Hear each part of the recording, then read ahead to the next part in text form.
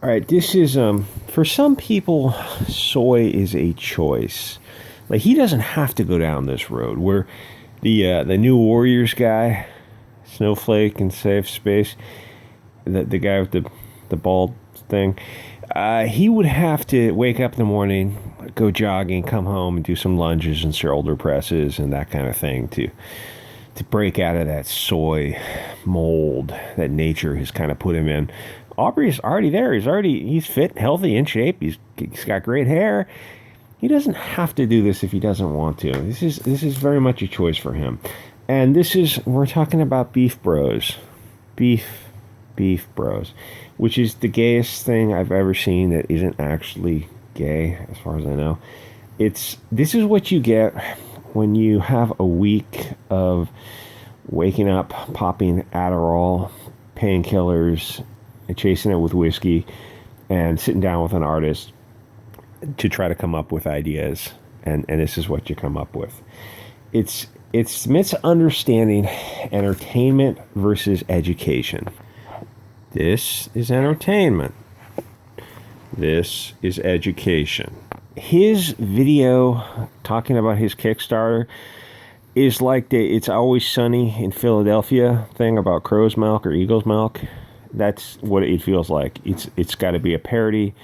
No, he's very, very serious, because if you've read Nobody Left to Fight, then you understand this is him. Beef Bros. Beefcake. Citizen will be collaborating on a series that will see two superheroes named Huey and Ajax Beef. They're brothers. Okay. Who are willing to brawl with sadistic police, fair enough, cruel landlords, and predatory corporations. Wow, you guys should go to Hollywood and do battle against guys like Weinstein. Or maybe go rescue kids from Epstein's Island. That's what you guys should do. But no, you're going to fight cops, and I suspect that most of them are, contrary to all odds, going to be blonde or red-haired. A lot of Irish cops. This isn't the 1920s, dude.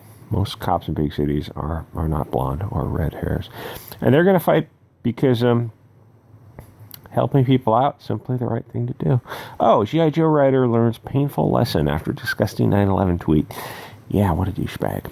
Goes on to describe 32-page anarcho-communist take on superheroes with politics so radical that the big corporate-owned business hub... Okay, clearly you have not read Marvel in the past 5 years.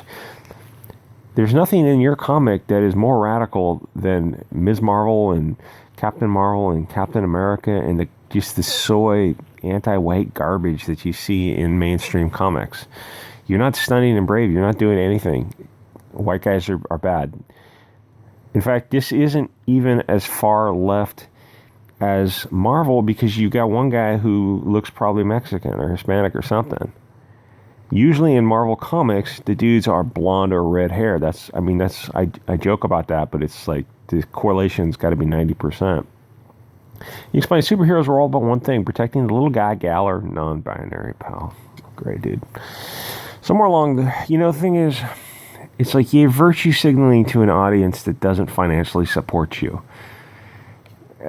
If you get off on the dopamine of this, I would rather just sell something that people like and get a nice home gym, and get off on that dopamine.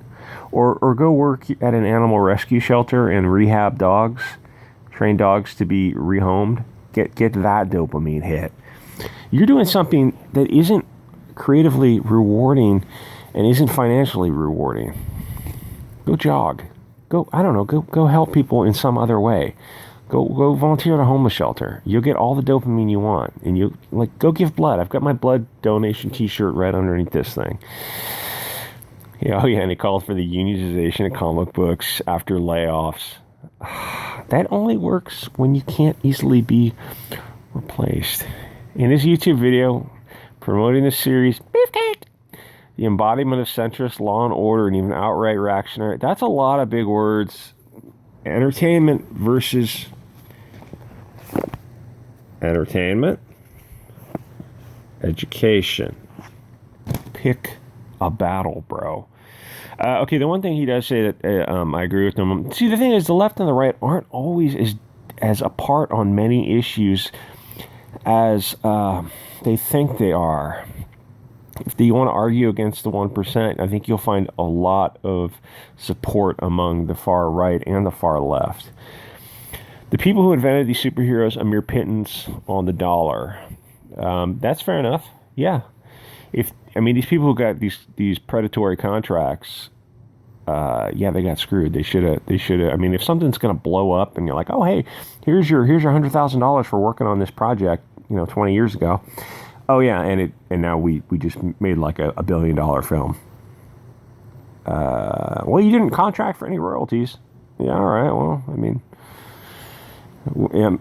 am I as knowledgeable on contract negotiations, contract law as the $1 billion corporation I'm doing business with? Isn't there a little bit of a disparity in at ease and education with contract law? Is it really fair to not give the guy some sort of, what are you contracted for? Yeah, it's legal. I mean, but is it ethical? Yeah, I agree with you on that. There should be corporations. Yeah, you should give the guy a bonus. He explains that these brothers, a couple of happy-go-lucky, almost gay, you could say, bodybuilders helping out their communities, not through any complicated accordance with inviolable moral, ethical imperative. So, like the New Testament? Probably not. They don't beat up criminals. They don't beat up people who, most of the time, if you're in an alley, you're getting snuggled by an inner city person. No, they take the fight to the real villains. Oh, you mean the murderers? Stab people?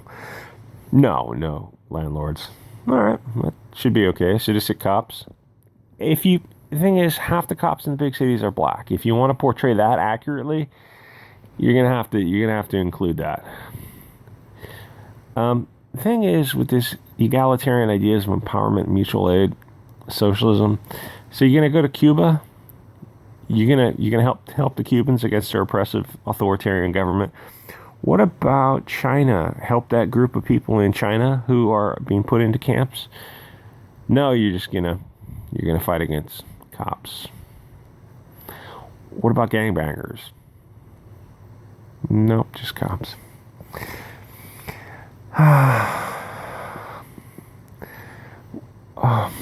Why are they dressed like it's 1986?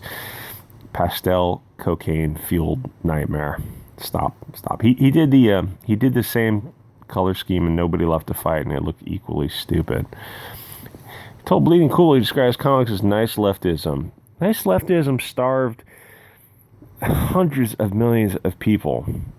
And it's an antidote to toxic masculinity. There's no such thing any more than there's toxic femininity, which I guess sounds like a tampon infection. Citizens' theory that mainstream corporate comics wouldn't publish a book is an interesting theory. Like he says, if you read Batgirl 49, which I took a look at, Cancer, it's a red-haired guy who hates women. Stunning and brave. And issue 50, which is coming out actually today. It's coming out today. Damn, I have to go take a look at that. I'm totally going to go to the store and buy it. I'm not just going to go to a pirate site and read it for free.